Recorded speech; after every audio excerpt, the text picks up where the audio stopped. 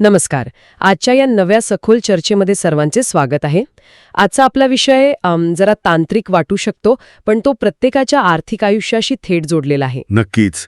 मालमत्ता गहाण ठेवण्याची प्रक्रिया CERSAI म्हणजेच सरसाईची भूमिका आणि बँकांच्या लिलावाची कायदेशीर बाजू हा आपला आजचा विषय आहे. होय. आणि आजच्या या सखोल चर्चेसाठी आपल्याकडे दोन अत्यंत महत्त्वाचे आणि रंजक स्रोत आहेत. पहिला स्रोत म्हणजे एक अत्यंत प्रॅक्टिकल आणि सोप्या भाषेतील व्हिडिओ स्क्रिप्ट आहे. आणि दुसरा स्रोत जरा विस्तृत आहे. हा एक मोठा अहवाल आहे ज्यामध्ये महाराष्ट्रातील जमिनीचे कायदे, लिलाव प्रक्रिया आणि सर्वोच्च न्यायालयाच्या काही ऐतिहासिक निकालांचे सविस्तर कायदेशीर विश्लेषण केले आहे. अगदी बरोबर. आणि या सखोल चर्चेमागचे आपले मुख्य उद्दिष्ट एकच आहे: मालमत्तेवरील कर्जाचे जे तांत्रिक आणि जळ शब्द असतात ना, ते बाजूला काढून फसवणूक कशी टाळायची हे सोप्या भाषेत सांगणे. कारण खरेदीदार असो वा कर्जदार, प्रत्येकाला आपले हक्क समजायलाच हवेत. चला तर मग हे समजून घेऊया की बँक जेव्हा एखादं कर्ज मंजूर करते तेव्हा पडद्यामागे नक्की काय काय घडते. सुरुवातीला आपण गहाण ठेवणे म्हणजे नक्की काय इथूनच सुरुवात करूया. हो, गहाण ठेवणे किंवा ज्याला आपण रोजच्या भाषेत मॉर्गेज म्हणतो. बँकेत मालमत्ता तारण ठेवण्याचं प्रामुख्याने दोन प्रकार असतात. पहिला प्रकार म्हणजे इक्विटेबल मॉर्गेज, म्हणजे ज्याला आपण मूळ कागदपत्रे जमा करणे म्हणतो तोच का? अगदी तेच. कायदेशीर भाषेत याला डिपॉझिट ऑफ टायटल डीड्स म्हणतात. हा अत्यंत सामान्य प्रकार आहे. यात कर्जदार मालमत्तेची मूळ कागदपत्रे बँकेत विश्वासाने जमा करतो. सर्वसामान्य नागरिकांची जी गृहकर्जे असतात ती याच पद्धतीने दिली जातात. आणि दुसरा प्रकार कोणता? दुसरा प्रकार आहे रजिस्टर्ड मॉर्गेज. यामध्ये सब रजिस्टर ऑफिसमध्ये जाऊन रीतसर नोंदणी करावी लागते. पण मग कोणतीही बँक कर्ज देण्यापूर्वी मालमत्तेचा जो टायटल सर्च रिपोर्ट मागते तो या दोन्ही प्रकारात आवश्यक असतो का? हो, तो अनिवार्यच असतो. बँक कोणताही धोका पत्करू इच्छित नाही. कर्ज देण्यापूर्वी बँकेचे वकील मालमत्तेचा मागील तब्बल 30 वर्षांचा इतिहास तपासतात. 30 वर्षे? म्हणजे हा काळ खूपच मोठा झाला. हो ना. या 30 वर्षात मालकीची साखळी कुठेही खंडित झालेली नाही ना, हे पाहिले जाते. मालमत्तेचे हस्तांतरण कसे झाले, त्यात काही वाद नाहीत ना, हे सगळे या टायटल सर्च रिपोर्टमध्ये स्पष्ट होते. आणि या प्रक्रियेत आपले जे 7, 12 आणि 8 उतारे असतात त्यांची भूमिका खूप महत्वाची असते. नक्कीच. 7, 12, 8 उतारा आणि फेरफार हे तर जमिनीचे मूळ आरसे आहेत. फेरफार किंवा म्युटेशन एंट्रीजवरून जमिनीचे जुने व्यवहार समजतात. आणि सोबतच भार प्रमाणपत्र, ज्याला आपण एन्कम्ब्रन्स सर्टिफिकेट म्हणतो, हे प्रमाणपत्र मालमत्तेवर आधीपासूनच दुसरं कर्ज नसल्याचा पुरावा देते. अगदी बरोबर. आणि आता महाराष्ट्रात ही प्रक्रिया खूपच आधुनिक झाली आहे. 7-12 उतार्यावर बँकेचा बोजा चढवण्याची प्रक्रिया आता ई-हक्क आणि महाभूमी पोर्टलवर ऑनलाईन उपलब्ध आहे. हो, मी वाचत होते त्याबद्दल. बँक किंवा नागरिक स्वतः ऑनलाईन अर्ज करू शकतात. होय, फक्त त्यासाठी बँकेच्या पत्राची किंवा गहाणखताची PDF जोडावी लागते. पण इथे एक अतिशय महत्त्वाची कायदेशीर बाब आहे, विशेषतः जेव्हा मालमत्तेचा मूळ मालक मृत असतो. म्हणजे वारसांच्या नोंदीबद्दल बोलत आहात का? हो, 7-12वर मालकाचे नाव जर कंसात असेल तर त्याचा अर्थ मालक मृत आहे. अशावेळी बँक थेट बोजा चढवू शकत नाही. आधी सर्व कायदेशीर वारसांची नोंदणी करणं अनिवार्य असतं. म्हणजे जोपर्यंत सर्व वारसांची संमती मिळत नाही तोपर्यंत बँक ती मालमत्ता तारण म्हणून स्वीकारणार नाही. अगदी तसंच. हे भविष्यातील कायदेशीर वाद टाळण्यासाठी अत्यंत महत्त्वाचे आहे. जर आपण याला मोठ्या चित्राशी जोडले तर एक गोष्ट प्रकर्षाने जाणवते. पूर्वीच्या काळी फसवणुकीचे खूप प्रकार व्हायचे. एकाच मालमत्तेवर अनेक बँकांकडून कर्ज घेतले जायचे. हो, याला डबल लोन फ्रॉड म्हणतात. बनावट कागदपत्रांच्या आधारे लोक एकाच वेळी 3-4 बँकांना गंडा घालायचे. एका बँकेला दुसऱ्या बँकेच्या व्यवहाराची अजिबात माहिती नसायची. मग यावर उपाय म्हणून सरकारने काही पावले उचलली ना? होय, सरकारने 2011 मध्ये सफेसी कायद्याअंतर्गत CERSAI म्हणजेच सरसाईची निर्मिती केली. ही एक प्रकारची मध्यवर्ती डिजिटल रजिस्ट्री आहे. आणि ही सरसाई खरंच फसवणूक थांबवणारी जादूची कांडी ठरली आहे. बँकेने कर्ज दिल्यावर 30 दिवसांच्या आत सरसाई पोर्टलवर तो चार्ज रजिस्टर करणे बंधनकारक आहे. बरोबर. यामुळे जर 30 व्यक्ती दुसऱ्या बँकेत गेली तर दुसऱ्या बँकेला लगेच समजते की ही मालमत्ता आधीच गहाण आहे. आणि इथे श्रोत्यांसाठी एक मोठा क्षण आहे. म्हणजे सर्वसामान्य नागरिकांसाठी हे किती फायद्याचे आहे. कसं काय? कारण केवळ बँकाच नाही तर कोणताही सामान्य नागरिक एखादी मालमत्ता खरेदी करण्यापूर्वी सरसाई पोर्टलवर जाऊ शकतो आणि केवळ 10 रुपये, होय फक्त 10 रुपये इतके नाममात्र शुल्क भरून ती मालमत्ता कर्जमुक्त आहे की नाही हे तपासू शकतो. अरे वा, ही खरोखरच खूप मोठी सोय आहे. 10 रुपयात लाखो रुपयांची फसवणूक टळू शकते. नक्कीच. पण समजा कर्ज घेतले आणि त्याचे हफ्ते भरणे थांबले तर काय होते? हा एक अतिशय गंभीर टप्पा आहे. आपल्या स्रोतातील व्हिडिओ स्क्रिप्टमध्ये एका रामचं उदाहरण दिले आहे. हो, रामने 10 लाखांचे कर्ज घेतले आणि सलग 90 दिवस म्हणजे 3 महिने EMI भरला नाही. बरोबर.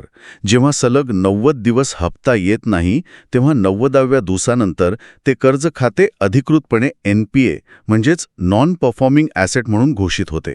आणि एकदा खाते NPA झाले की मग सरफेसी कायदा 2002चा प्रवेश होतो. होय, सरफेसी कायदा हा बँकांसाठी एक अत्यंत प्रभावी हत्यार आहे. हा कायदा बँकांना दिवाणी न्यायालयाच्या हस्तक्षेपाशिवाय मालमत्ता जप्त करण्याचे अधिकार देतो. पण त्याला काही अटी आहेत ना? हो, 2 मुख्य अटी आहेत. कर्ज 1 लाखापेक्षा जास्त असावे आणि मूळ कर्जाच्या 20% जास्त रक्कम थकीत असावी. आणि या कायद्याअंतर्गत जी कारवाई होते ती कशी असते? म्हणजे कलम 13(2) आणि 13(4) उल्लेख अहवालात आहे. हो, जेव्हा खाते NPA होते तेव्हा बँक कलम 13(2) अंतर्गत आधी 60 दिवसांची एक डिमांड नोटीस देते. हा एक प्रकारचा इशारा असतो. आणि जर त्या 60 दिवसांनी पैसे भरले नाहीत तर मग बँक कलम 13(4) अंतर्गत त्या मालमत्तेचा ताबा घेते, ज्याला कायदेशीर भाषेत पजेशन म्हणतात. या ताबा घेण्यामध्येही 2 प्रकार आहेत, प्रतिकात्मक ताबा आणि भौतिक ताबा. यातील तांत्रिक फरक काय आहे? प्रतिकात्मक ताबा म्हणजे सिम्बॉलिक पजेशन. यात बँक फक्त मालमत्तेवर एक नोटीस लावते की ही मालमत्ता आता बँकेच्या ताब्यात आहे, पण तिथे राहणाऱ्या लोकांना लगेच बाहेर काढले जात नाही. म्हणजे फक्त कागदोपत्री ताबा बँकेकडे जातो? अगदी बरोबर. आणि भौतिक किंवा प्रत्यक्ष ताबा म्हणजे फिजिकल पजेशन. यात बँक प्रत्यक्ष कारवाई करून मालमत्ता रिकामी करते आणि स्वतःचे कुलूप लावते. इथेच खरी रंजक गोष्ट समोर येते, लिलावाची प्रक्रिया. एकदा भौतिक ताबा मिळाला की मग बँक लिलाव सुरू करते. होय, पण बँक स्वतःच्या मनाने कोणतीही किंमत ठरवू शकत नाही. एका मान्यताप्राप्त मूल्य निर्धारकाकडून म्हणजेच व्हॅल्युअरकडून त्या मालमत्तेची राखीव किंमत ठरवली जाते, ज्याला रिझर्व्ह प्राइस म्हणतात. बरोबर. आणि त्यानंतर लिलावासाठी वर्तमानपत्रात 30 दिवसांची पूर्वसूचना देणे कायद्याने बंधनकारक आहे. पुढील लिलावांसाठी 15 दिवसांची नोटीस असते, बरोबर? हो, पण यात सर्वात लक्षवेधी बाब म्हणजे सर्वोच्च न्यायालयाचे नुकतेच आलेले 2 ऐतिहासिक निकाल. या निकालांमुळे लिलाव प्रक्रियेतील अनेक कायदेशीर पळवाटा पूर्णपणे बंद झाल्या आहेत.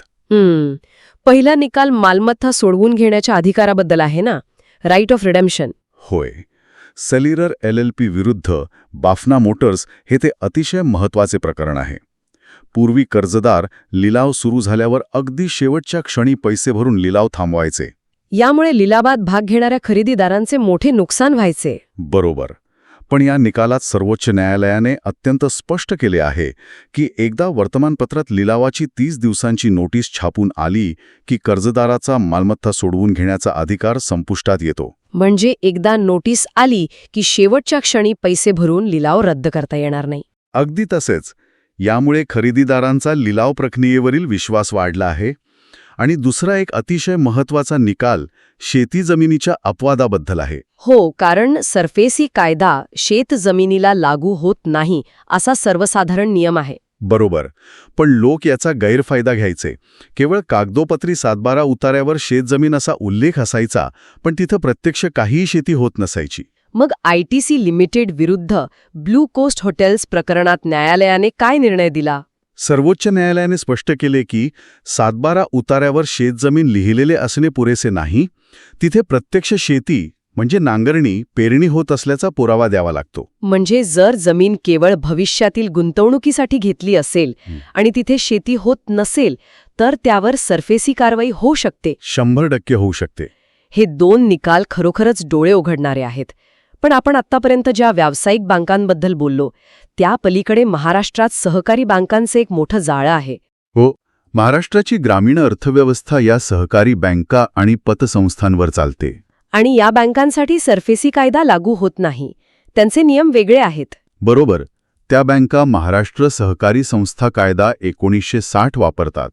त्यात कलम 101 अन्वये वसुली दाखला आणि कलम 156 अन्वये लिलाव केला जातो. आणि शेतकऱ्यांसाठी कृषी कर्ज कायदा 1974 आहे. यातला एक नियम मला खूप धक्कादायक वाटला. कोणता नियम? कलम 13 मधील नियम.